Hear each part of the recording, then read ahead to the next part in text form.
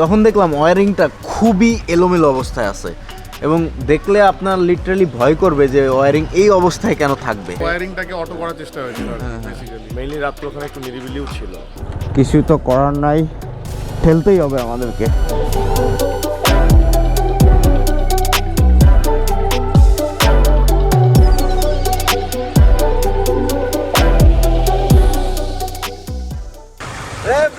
আসসালামু আলাইকুম।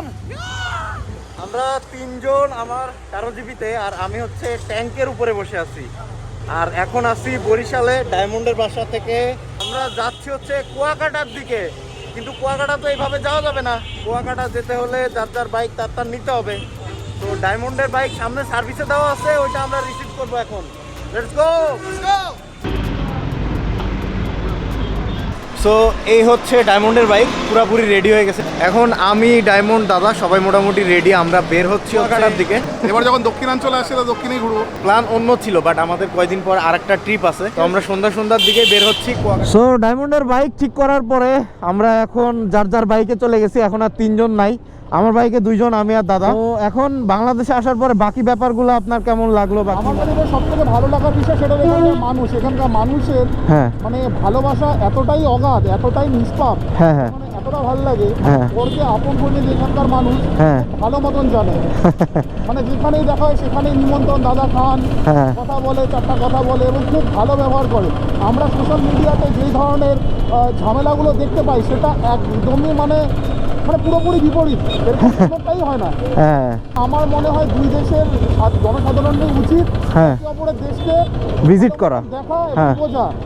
এখানে কোনো অবজারভেশনে বেস করে ঝগড়া ঝামেলা গালিগালাজ করা কোনো মানে দাঁড়ায় না। প্রত্যেকটা দেশের নিজস্বতা আছে, প্রত্যেকটা দেশের নিজস্ব সার্বভৌমত্ব আছে।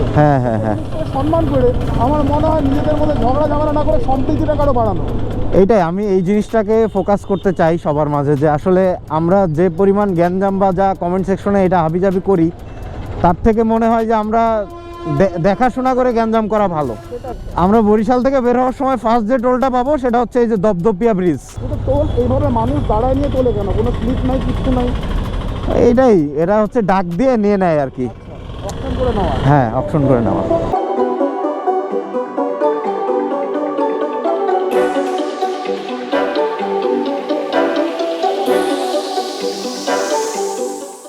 এটা হচ্ছে লেবুখালী ব্রিজ, মানে আমরা মেইন নাম হচ্ছে এটার পায়রা সেতু, বাট জনপ্রিয় হচ্ছে লেবুখালী ব্রিজ নামে। একসময় মানে কুয়াকাটা যাওয়ার জন্য এরকম কয়েকটা ফেরি ছিল, 4-5টা ফেরি পার হয়ে কুয়াকাটা যাইতে হতো। তো না, খুব রিসেন্ট চালু হয়েছে, বছর খানিক হয়েছে আর কি। সো আমরা ফাইনালি লেবুখালী ব্রিজ বা পায়রা সেতু যেটাই বলেন সেটাতে চলে আসছি এবং সন্ধ্যা ভাবে চলে আসছি। ওয়াও, চোখের সামনে লাইট জ্বলে গেল।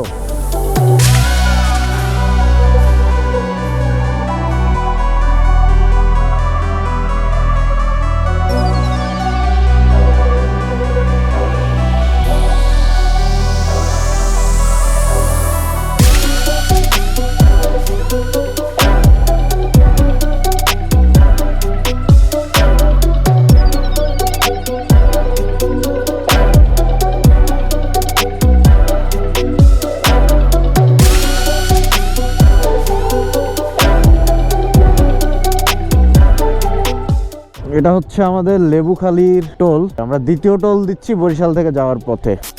এখন সময় হচ্ছে 8:31। কুয়াকাটা মাত্র আর 10 না 12 কিলোমিটার। এর আগে আরও একটা ব্রিজ পেয়ে গেলাম, আরও একটা ব্রিজ মানে আরও একবার টোল। ষষ্ঠবারের মতো আমরা এবার টোল দিব। সো অবশেষে 11টা টোল দিয়ে আমরা কুয়াকাটা পৌঁছতে সক্ষম হয়েছি। Good morning everyone. একটা দুঃখজনক ঘটনা ঘটে গেছে। কালকে কুয়াকাটা আসার পরে আমার বাইকটা আর স্টার্ট নিতেছে না। আমরা বিচে গেছিলাম খাওয়া দাওয়া করার জন্য, সবাই রাতের বেলা বাইক রেখে। তো যখন রাত্রে 12টার দিকে ব্যাক করলাম বিচে, তখন আর বাইকটা স্টার্ট নিতেছে না। কেন নিতেছে না সেটা একটু দেখাই আপনাদেরকে। ইগনিশন দিলাম, দেখেন ইনস্ট্রুমেন্ট কনসোলে কোনো রকম কোনো ইগনিশনের চিহ্ন নাই। বামের দিকে যখন হ্যান্ডেলটা দেই তখনই ইগনিশন আসে, আবার যখন ডানের দিকে দেই তখনই ইগনিশনটা চলে যায়। তখন দেখলাম ওয়্যারিংটা খুবই এলোমেলো অবস্থায় আছে এবং দেখলে আপনার লিটারালি ভয় করবে যে ওয়্যারিং এই অবস্থায় কেন থাকবে। ওয়্যারিংটাকে অটো করার চেষ্টা হয়েছিল বেসিক্যালি, মেইনলি রাত্রে ওখানে একটু নিরিবিলিও ছিল। মানে হ্যাঁ, সুস্থভাবে আসলাম, কোনো কিছু হয় নাই। এরকম হওয়ার কথা না অন্তত। 0 পয়েন্টের পার্কিং এ রাখার পরে কি প্রবলেম? সো এখন যেটা করতে হবে, এই টিভিএস অ্যাপাচি 4B এখন ভরসা, এটাকে ঠেলা দিয়ে আমরা নিয়ে যাব।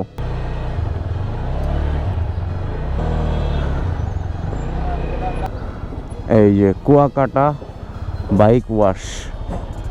কিরে, বাইক ওয়াশ করে খালি এখানে নাকি সার্ভিসও করে?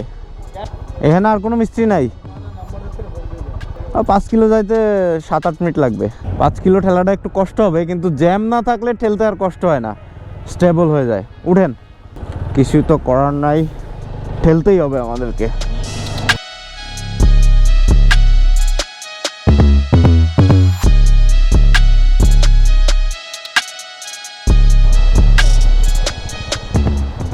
কেউ আছে ভাই এখানে?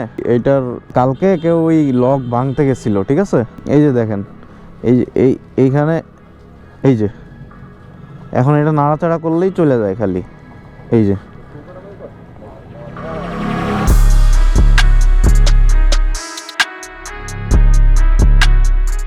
ওকে, সো ফাইনালি আমরা সমস্যা ফাইন্ড আউট করতে পারছি। এই যে এইটার নিচে যে ইগনিশনের যে মেইন ওয়্যারটা থাকে, লাল ওয়্যারটা দেখতে পাচ্ছেন না, এই লাল ওয়্যারটা ছিঁড়ে গেছে সামহাউ।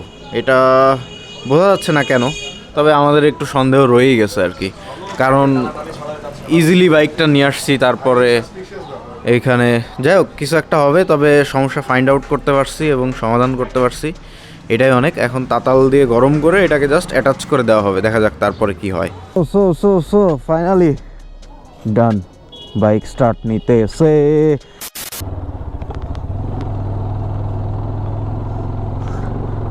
সো আমরা অনেকক্ষণ পরে কুয়াকাটা যেহেতু এসছি, বিচে তো নামতেই হবে, তাই আমরা ওপর থেকে নেমে গেলাম। ঠিক 0 পয়েন্টটা এই যে এখানে, এবং এখানে সবাই এসে সমুদ্রের পাড়ে শুয়ে থাকে। বাট কুয়াকাটা বিচের 0 পয়েন্টটা আমার একটুও পছন্দ না। আমরা একদম সোজা লেবুর বাগানের দিকে চলে যাব। এবং কুয়াকাটার একটা জিনিস খুব ভালো লাগে, যেটা হচ্ছে মানে গাছপালা আছে। ইতিমধ্যে দাদাকে একটা বীজ দেখায়ও ফেলছি। দাদা, ওই বীজটা কেমন লাগলো? খুব সুন্দর ছিল বীজটা। থাইল্যান্ড ঘুরছেন, ইন্দোনেশিয়া ঘুরছেন, তার সাথে যদি তুলনা করেন তাহলে কি বলবেন? যদি মানুষজন না দেখা যায় তাহলে তো বিদেশের জায়গা থেকে কম না। মানে যদি কোনো লোকাল লোকজন না দেখা যায়, হ্যাঁ, তাহলে তো সেক্ষেত্রে তো কোনো বিদেশের জায়গা থেকে কম না। হ্যাঁ, যদিও সমুদ্রের ঢেউটা একদমই না ছিল, হ্যাঁ, কিন্তু জায়গাটা বেশ ভালো ছিল। সমুদ্র এখন একটু উত্তাল না, মানে শীতকাল তো, আর মানে আবহাওয়াটাও খুব একটা ইয়া না। অন্য সময় আমরা এখানে আসলে একদম এই পর্যন্ত থাকে আর কি। এখানে পর্যটনের অনেক স্কোপ আছে, কিন্তু যদি একটু রাস্তাঘাট ভালো হয়, হ্যাঁ, তাহলে পর্যটনের স্কোপ অনেক ভালো আছে। অনেক স্কোপ আছে, বাংলাদেশ অনেক সুন্দর, বাট মানে ওই ফ্যাসিলিটিগুলো নাই আর কি। যাই হোক, চলেন আমরা সরাসরি লেবুর বাগানের দিকে যাব এবং কাঁকড়া দেখা যাবে ওখানে, এবং 3 নদীর মোহনা, right diamond? Okay, let's go, enjoy.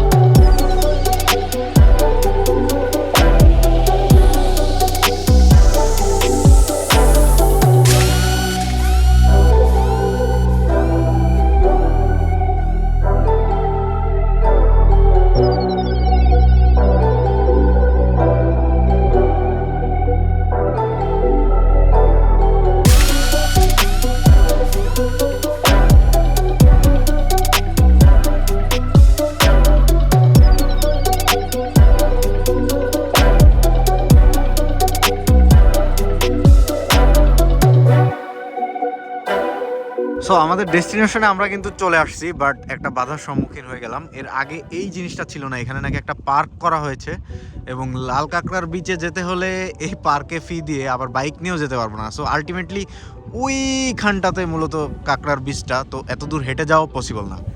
এখন আমি আর দাদা এখানে দাঁড়ায় আছি, বাকিরা ওইদিকে ছবি তুলতেছে, আর পিছে ঠিক সানসেটটা হচ্ছে, গোল্ডেন আওয়ার চলতেছে একদম এক্স্যাক্টলি। তো কুয়াকাটা কিন্তু আমাদের আসল বিচ না, আমাদের আসল বিচ কিন্তু কক্সবাজার। আচ্ছা, তো কুয়াকাটাটা কেমন লাগলো?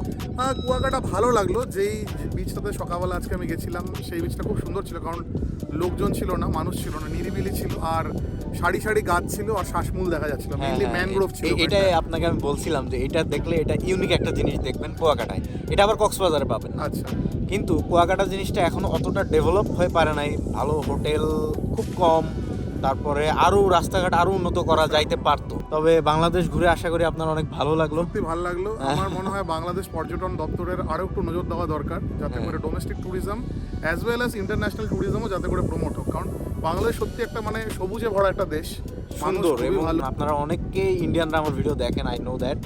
সো আপনাদের ধারণা আশা করি চেঞ্জ হবে আমার এই 4-5টা সিরিজ ভিডিওর পরে।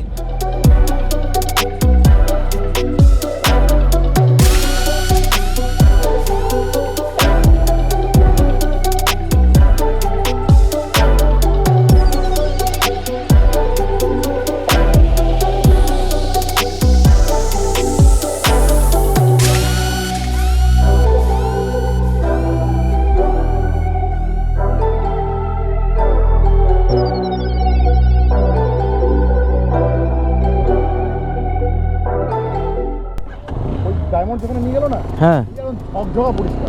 হ্যাঁ, ওই জায়গাটাতে মানুষ যায় না, বুঝছেন, একদম পরিষ্কার, একদম পরিষ্কার, এবং ওইটাই থাকা উচিত। এখানে দেখেন কি পরিমাণ ময়লা, মানে। সো 3 নদীর মোহনা আপনারা ড্রোন শটে দেখছেন।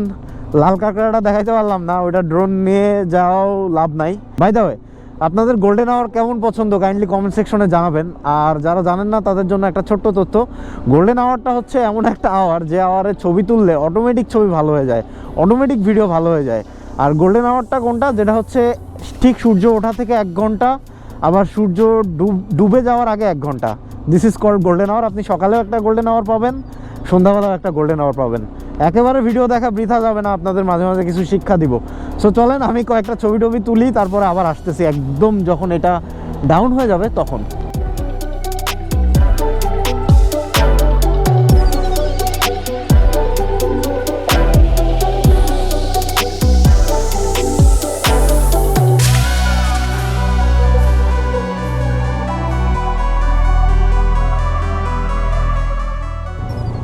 আচ্ছা, আমরা এখন বিচ থেকে উপরে উঠে যাব। তো উপরে ওঠার জন্য আমরা এই রাস্তাটা বাছাই করে নিয়েছি, যেটা একটা চ্যালেঞ্জিং রাস্তা, বাট কোনো প্যারা নাই, উঠেই যাব।